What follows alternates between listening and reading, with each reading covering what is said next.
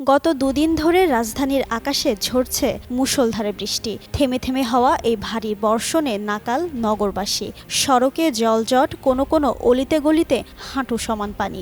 দুর্ভোগ মাথায় নিয়ে বের হতে হচ্ছে বাড়ি থেকে। ভোগান্তিতে পড়ছেন জীবিকার তাগিদে বের হওয়া মানুষেরা। এমন অবস্থায় বৃষ্টি নিয়ে দুঃসংবাদ দিল আবহাওয়া অধিদপ্তর।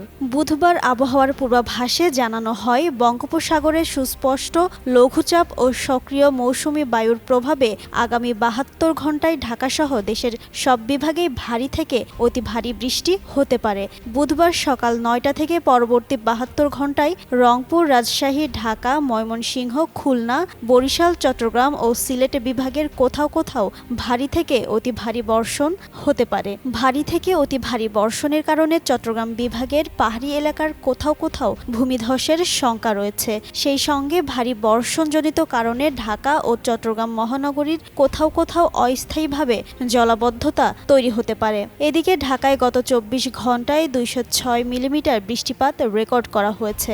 এছাড়া আজও রাজধানী ও আশপাশের এলাকায় বৃষ্টি কিংবা বজ্রসহ বৃষ্টি হতে পারে বলে জানিয়েছে আবহাওয়া অধিদপ্তর।